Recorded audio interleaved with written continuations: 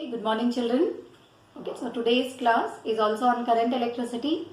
See, in the last class I told you what is resistance, conductance, resistivity and conductivity. Okay, so today we'll study about two important concepts of resistors. Okay, the first one is the effect of temperature on resistivity. Then second is series and parallel combination of resistors. Okay, so to start with, okay, let us begin with temperature dependence of resistivity. Okay, so coming to this temperature dependence of resistivity or temperature coefficient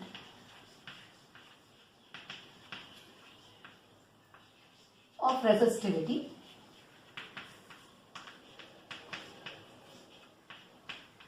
Okay, if you just look at what is resistance of a conductor, okay, we have seen that resistance is represented by ml by n e square a into tau. Then conductance, reciprocal of it, n e square into a into tau divided by m into l. Then resistivity. Okay, if you remove m and l and a, okay, the remaining terms will represent resistivity. What is resistivity? M by n e square tau, and conductivity is n e square into tau divided by n. Okay, so hope you remember these four different terms: resistance, conductance, resistivity and conductivity.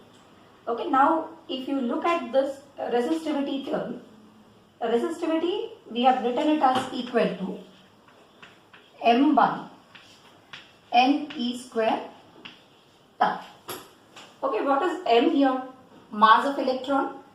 N is the number density, depends on the nature of the metal. E is the charge of electron. And tau, I told you, it is relaxation time. And I have already discussed that relaxation time is inversely related to temperature. As temperature increases, what would happen to this term tau? It is going to decrease, because with increase of temperature, number of collisions will increase. If number of collisions will increase, what will happen to the time interval between collisions? This will decrease. So since tau decreases, what will happen to resistivity? It is going to increase. So as temperature goes on increasing, resistivity of the metals also starts increasing. So this effect of temperature on resistivity is explained by a term called temperature coefficient of resistivity.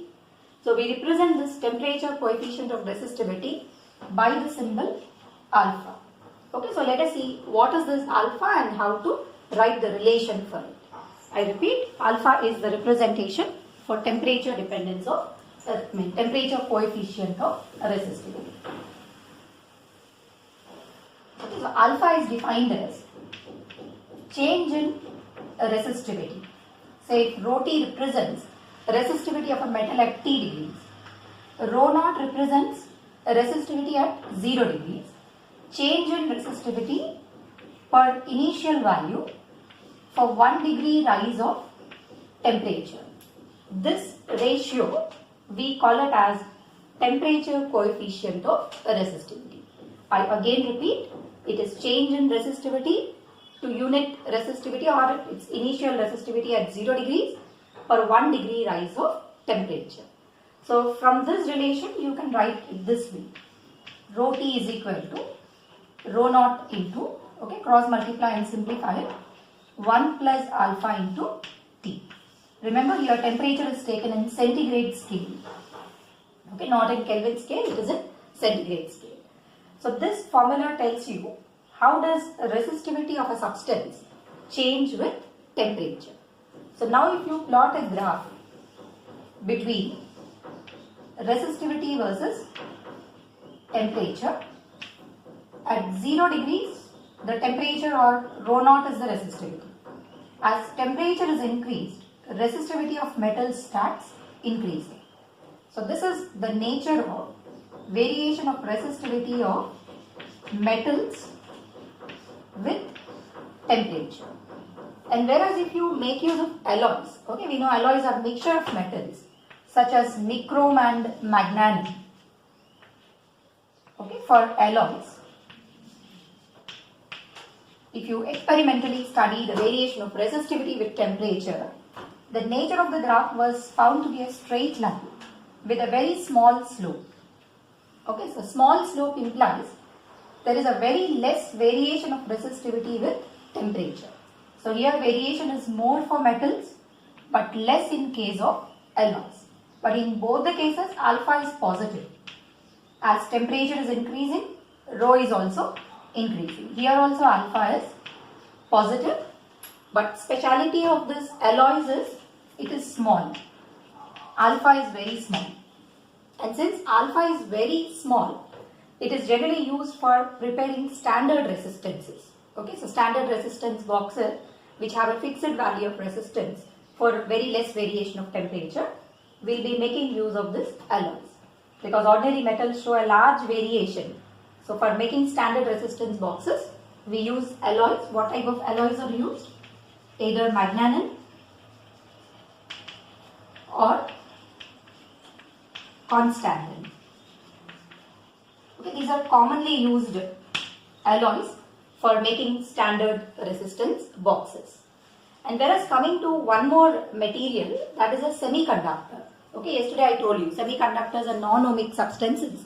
They do not obey Ohm's law. So in case of semiconductors, the nature of rho versus temperature graph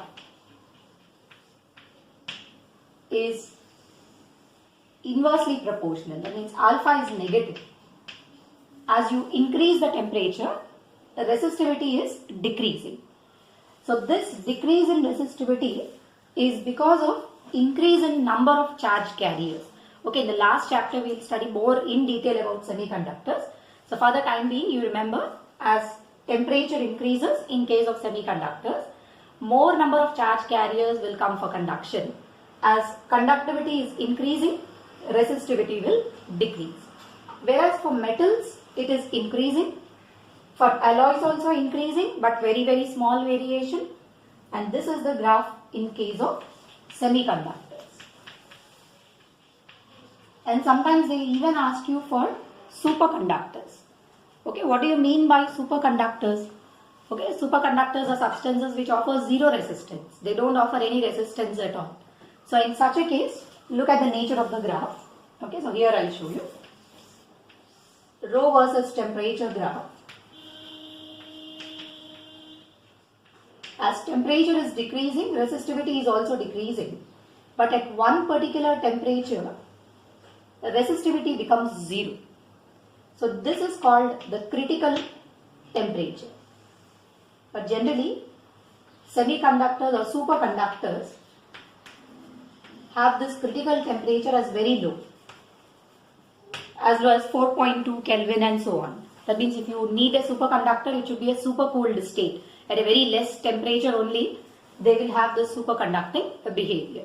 So at this critical temperature, observe what is happening to its resistivity. It's almost becoming zero. So this is the graph for superconductors, then for semiconductors, alloys, and then for metals.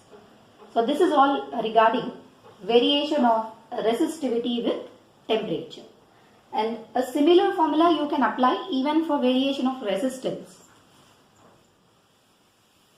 Okay, you can note down these graphs in your notes copies, because this is a very often asked 2-mark question for subjective exams.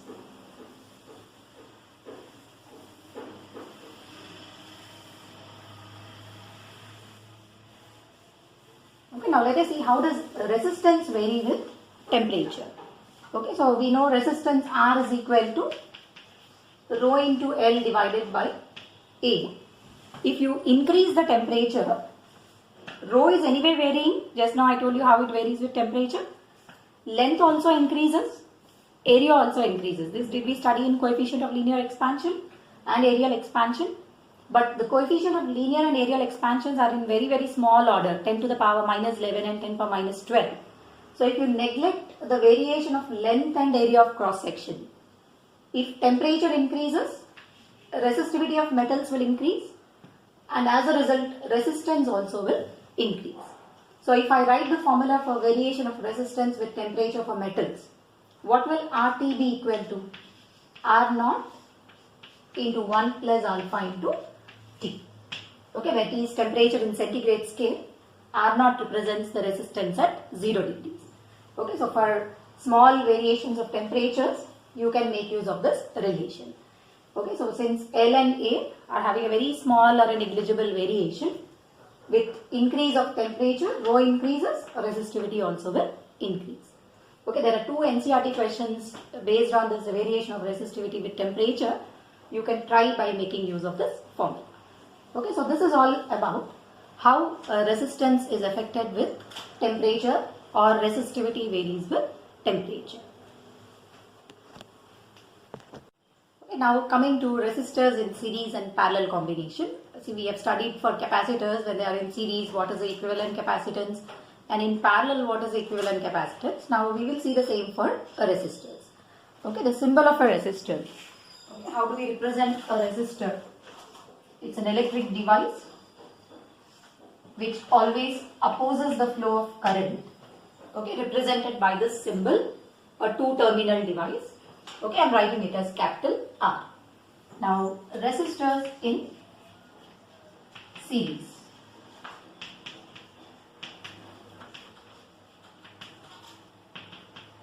Okay, so assume that we are taking three different resistors. R1, R2 and R3. All of them are connected to a battery. Okay, let the potential difference what we apply be V. Now you observe if this battery is sending some current, the same current is passing through all the three resistors. So what remains constant in series combination? Current. So if I write the current in the first resistor as I1, second as I2, third as I3. So what should be the ratio between them? 1:1:1, because the same current passes through all the three resistors. But the potential difference, whatever you have applied, it will drop across all the three. So if V1 is the potential drop across the first resistor, V2 is the potential drop across second, and V3 is the potential drop for third. Then what should be the total potential difference V equal to? V1 plus V2 plus V3. Or, you know, from Ohm's law, I can write V as I into R equivalent. Okay, if I take the total current as I into R equivalent should be V1 is I1 into capital R1. Since current is same, I am not giving any suffix here. R1 plus I into R2 plus I into R3. Cancel off this I throughout. What will be your equivalent resistance? Okay, I will write here. R equivalent in series combination is R1 plus R2 plus R3. So this gives you the equivalent resistance in which combination? Series arrangement of resistors. So what should be the ratio of V1 is to V2 is to V3? See, V1 is IR1, V2 is IR2, V3 is IR3. So the ratio of their voltages will be in the ratio of their resistance. Okay, potential drop across first resistor will be proportional to its resistance.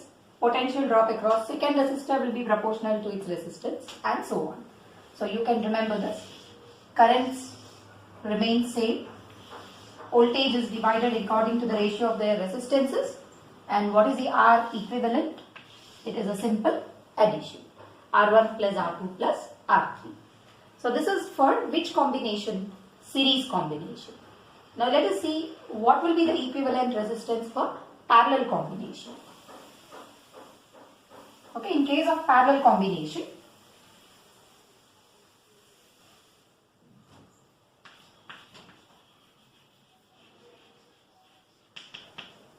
okay, I will take three resistors connected across a battery.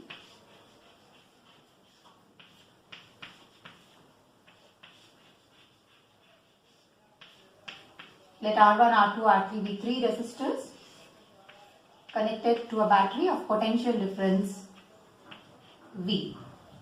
Now you observe how is current distributed. Okay, like in capacitors, charge was divided. Here current.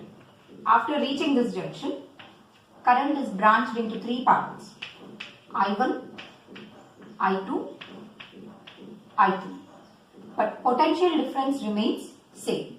Okay, across each resistor you will have the same potential difference. So what should be the ratio of V1 is to V2 is to V3? It is 1 is to 1 is to 1. Voltage remains the same. But whereas current is distributed, so how do we write the current? I1 plus I2 plus I3. Now can I write the current again from Ohm's law as V divided by R? Applied voltage is V. Equivalent resistances R equivalent should be V by R1 plus V by R2 plus V by R3. See, voltage is same across all the three resistors. So if you remove this V, what is 1 by R equivalent equal to? 1 by R1 plus 1 by R2 plus 1 by R3.